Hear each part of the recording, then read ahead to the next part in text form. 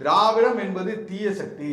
இன்னைக்கு வந்து இந்த மண்ணை ஒட்டுமுழுதாக ஒழித்ததுக்கு காரணமே இந்த திராவிடர்கள் தான், திராவிட கட்சி தான். தீய சக்தி திராவிடத்துக்கு அண்ணன் நாம் தமிழர் கட்சி தலைவர் சீமான் அவர்கள் ஆதரிச்சு பிரச்சாரம் பண்ணாரு. அம்மாக்கு எல்லாம் மறந்துட்டு பேசுறாரு, லீவ் போட்டு பேசுறாருன்னு தெரியல. இந்த தீயசக்தி திராவிடத்துக்கு தான் அதிமுக சொல்ல. அம்மா அண்ணா வந்து சித்தாந்தங்கள் மேல கரெக்டா இருந்ததுன்னா அவருக்கு பதில் கேட்கல. என்ன பதில் மட்டும் சொல்லுங்க, நிறைய கேள்விகள் இருக்கு. அவர்கிட்ட ஒரே விஷயம் தான், இன்னைக்கு தீயசக்தி திராவிடன்றால இன்னைக்கு திராவிட முன்னேற்ற கழகம் மட்டும் சொல்லுங்க.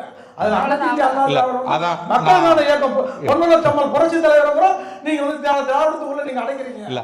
அது பொற்கால ஆட்சியை கொடுத்தாருன்னா காமராஜுக்கு அப்புறம் பொன்மனச்சம்மல் புரட்சி தலைவர் அவரே அந்த திராவிடத்துக்குள்ள அடைக்கிறீங்க. எம்ஜிஆர் அவர்கள் பொற்கால ஆட்சியை கொடுத்தார் என்றால் சாராய கடை ஓனர் எல்லாத்தையும் கல்விமான ஆக்கி இன்னைக்கு ஒட்டுமொத்தமா அவருக்கு கையில கல்வியை கொண்டு போய் கொடுத்தது எல்லாம்